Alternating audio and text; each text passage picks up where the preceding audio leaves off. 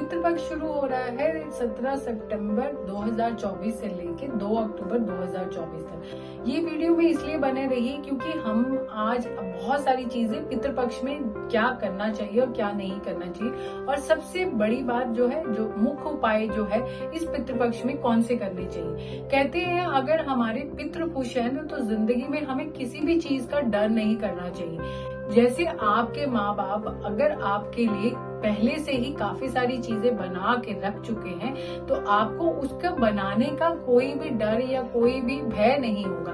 उसी तरीके से अगर हमारे पितृ हमारे को आशीर्वाद ब्लेसिंग्स देते रहेंगे, तो हमें किसी भी चीज का जिंदगी में आगे डर नहीं रहेगा। सो इसलिए ये पितृपक्ष आते हैं कि साल में एक बार हम अपने पितरों को खुश कर सके, उनसे आशीर्वाद ले सके। बहुत सारे ऐसे लोग हैं जिनकी पितृ दोष भी उनकी कुंडली में होगा, तो अगर आप ये की हुई रेमेडीज कर लेते हैं तो आपके पितरों से जो दोष है वो काफी कम हो जाएगा। उनसे आपको आशीर्वाद ब्लेसिंग्स मिलेंगी, ताकि आपके आने वाली जो जिंदगी में मुश्किलें हैं वो काफी कम हो जाएंगी।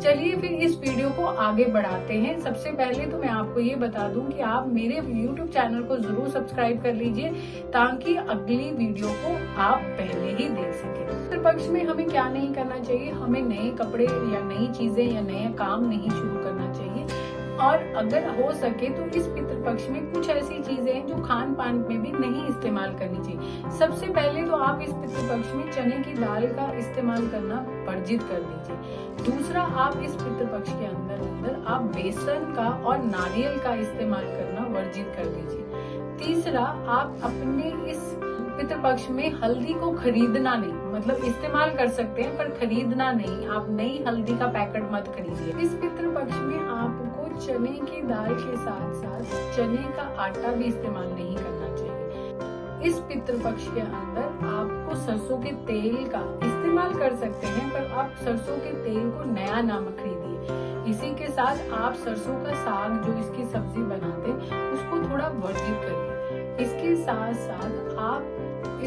इस समय में आप अपने खान पान में कुछ ऐसी चीजें जैसे कि आप मूली हो गया या लौकी हो गया, इन दोनों चीजों को आप अपने घर में ना बनाइए। जो चीजें आप इस समय ना करें। अब हम क्या करें? सबसे पहले तो इस समय में हमें ज्यादा से ज्यादा दान करना चाहिए, क्योंकि जितना आप दान करेंगे आपके पूज्य उतना ही आपसे खुश रहेंगे। सबसे पहले हमने दान करना है जूते चप्पलों का।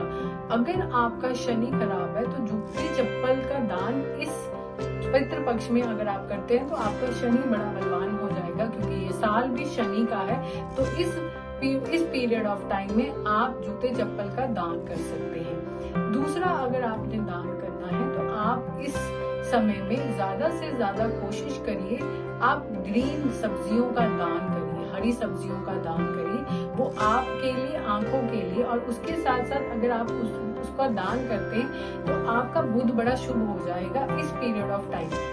तीसरा, अगर आप कर सकते हैं दान तो आप अम्ब्रेला यानी कि छाते का दान करिए। उससे आपके आने वाली प्रॉब्लम्स, आपका केतु, एक तो आपका केतु बहुत संभलेगा। आपका केतु जो आप जिनकी कुंडली में केतु दोष है उसको भी काफी कम रहेगा इस पितृदोष के अंदर। इन 4 लोगों को आप खाने का दान कर सकते हैं, जिसमें गाय आती है, कुत्ता आता है, कौवा आता है, और चौथा चींटियां।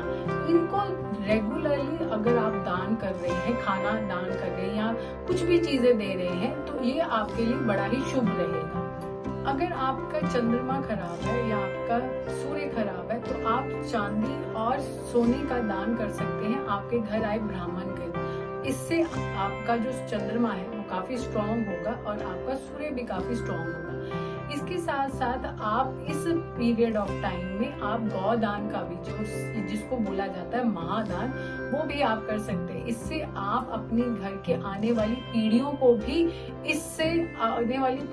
भी आप संभाल लेंगे, यानी कि उनके लिए भी आप आशीर्वाद पा लेंगे।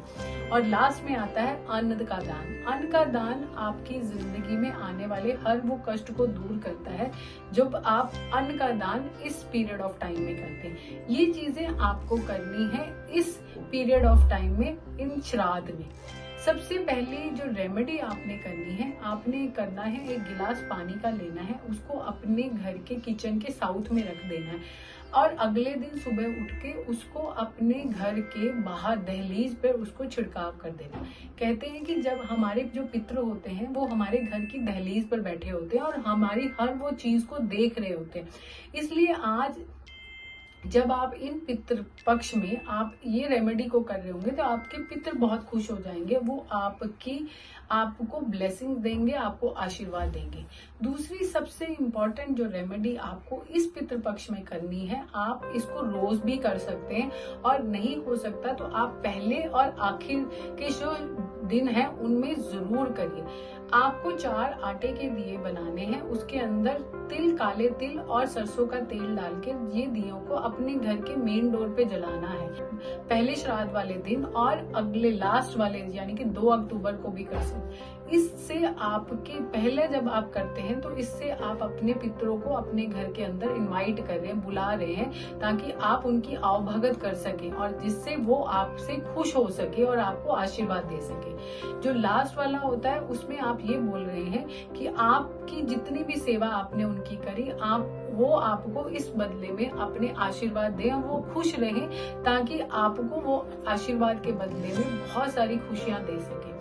ये उपाय आपको पूरा दिन भी कर सकते हैं और लास्ट और पहले दिन भी कर सकते हैं, आपको इससे बहुत ज्यादा बेनिफिट मिलेगा। इसके साथ साथ कोई जो भी इंफॉर्मेशन आपको इस श्राद्ध के दिनों में चाहिए तो आप नीचे अपने कमेंट में डाल सकते हैं, हम आपको उसकी इंफॉर्मेशन दे देंगे।